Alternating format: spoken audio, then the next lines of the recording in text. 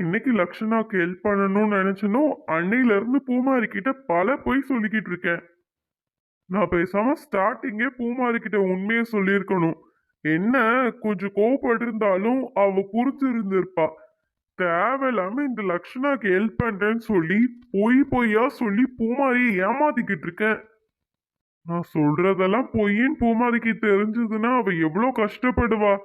ச்சே, எல்லாத்துக்கும் காரணம் இந்த லக்ஷனா தான். என்ன பண்ணி தொலைக்கிறது? அவ பிரெக்னண்டா இருக்கறனால எல்லாத்தையும் பொறுத்து போக வேண்டியதா இருக்கு. அவ மட்டும் பிரெக்னண்டா இல்லாம இருந்திருந்தானா நான் அவளை மதிச்சிருக்க கூட மாட்டேன்.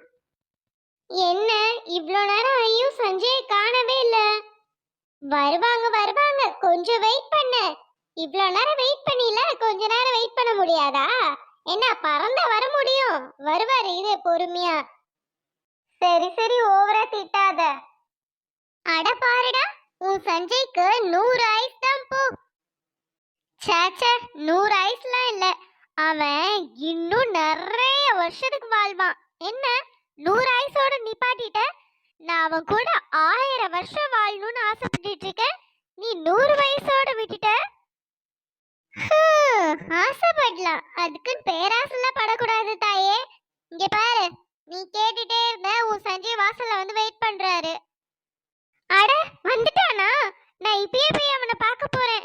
அவனை எப்ப பாப்பேனோன்னு எவ்வளவு ஆவலா தெரியுமா இருந்தேன். எவ்வளவு லேட்டா வரான் பாரு. கொஞ்சம் கூட பொறுப்பு இல்லாம நான் இப்பயே போய் அவனை பார்க்க போறேன். பார்த்தது மட்டும் இல்லாம நான் வாங்கின ட்ரெஸ்ஸையும் அவன்கிட்ட கொடுப்பேன். அதை போட்டு அழகா இருக்குவான். ஏய் லக்ஷனா, பொறுமையா இரு, உடனே ஆடிக்கிட்டு இருக்காத.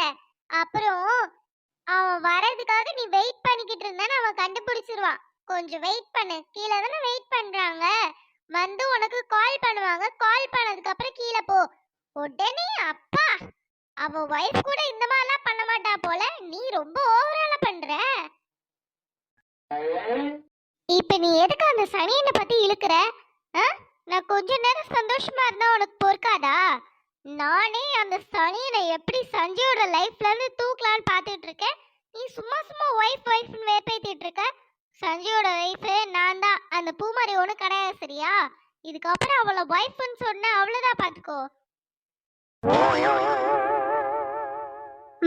மேடம் கொஞ்சம் பொறுமையா இருங்க. இன்னும் அந்த பூமாரி உயிரோட தான் இருக்கா. அது மட்டும் இல்லாம சஞ்சய்க்கு முறைப்படியா வைஃப் அவதான், சரியா? உன்னை சஞ்சய் ஒண்ணு கல்யாணம் பண்ணிக்கல, நீ சொந்த கொண்டாடிக்கிட்டு இருக்க. முறைப்படி பார்த்தா நீ இப்படி இருக்கிறதே தப்புதான். ஆனா நீ இப்படிலாம் பேசிக்கிட்டு இருக்கியா? கொஞ்சம் கூட நியாயம் வேணா? நானும் பாக்குறேன் அந்த பூமாரி எவ்வளவு நாளைக்கு உயிரோட இருக்கான்னு. அவ கண்டிப்பா இன்னும் கொஞ்ச நாள்ல உயிரோட இருக்க மாட்டா. அதுக்கப்புறம் சஞ்சய் நானும் கல்யாணம் பண்ணி சந்தோஷமா இருப்போம். என் வயிற்றுல வளர்ற குழந்தைக்கு சஞ்சய் தான் அப்பனா இருப்பான். பாரு, நான் உன்னை வில்லின்னு தான் நினைச்சேன்.